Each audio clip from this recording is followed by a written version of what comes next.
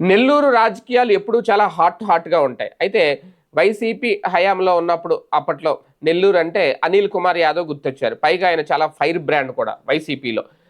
అంటే జగన్ తర్వాత ఆయనే అన్నట్టుగా అంత ఫైర్‌గా ఉండేవారు అప్పట్లో. కాకపోతే నెల్లూరులో ఘోర పరాజయం. ఒకప్పట్లో 2019లో క్లీన్ స్వీప్ చేసేసింది నెల్లూరుని.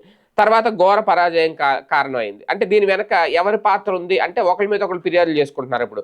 అనిల్ కుమార్ మీద కూడా అధిష్టానానికి ఫిర్యాదు చేశారట. అయితే ఈ నేపథ్యం చూసినప్పుడు వైసీపీ ఓటమి తర్వాత కనీసం అనిల్ కుమార్ ఎక్కడ ఆయన అడ్రస్ లేకుండా పోయారు. చాలా సైలెంట్‌గా ఉన్నారు. పైగా ఆయన మంత్రిగా కూడా పనిచేశారు. ఆయన నెల్లూరులోనే ఉంటారు గానీ కనీసం ఎవరికి నాయకులు కూడా అందుబాటులో లేరట.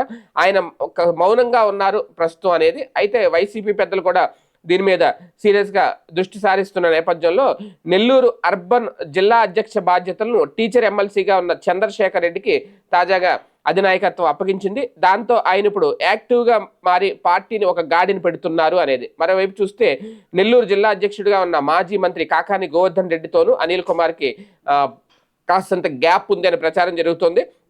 అంటే ఇలాగ కీలక నేతలతో ఆయనకు ఉన్న విభేదాలను దృష్టిలో ఉంచుకొని పార్టీ కూడా ఆయన కాస్త సైడ్ పెట్టింది అనేది కూడా ఒక ప్రచారం. లేదంటే ఆయనే సైడ్ అయ్యారా అనేది. ఇవన్నీ పక్కన పెడితే ఈ విభేదాలను దృష్టిలో ఉంచుకొని పార్టీ కూడా ఒక రకంగా ఆయన రేపో మాపో పార్టీ నుంచి బయటకు వస్తారా అనే ప్రచారం కూడా జరుగుతోంది. కాకపోతే అనిల్ కుమార్ యాదవ్ని ఆయనకున్న పట్టు జిల్లాలో చూపించుకోవడానికైతే ఖచ్చితంగా ఆయన ప్రయత్నిస్తారు అనేది వాళ్ళ వర్గాలు చెబుతున్నమాట. మొత్తానికి చూస్తే అనిల్ కుమార్ కూడా ఎందుకో కాస్తంత పార్టీ తీరు పట్ల అసంతృప్తిగా ఉన్నారు.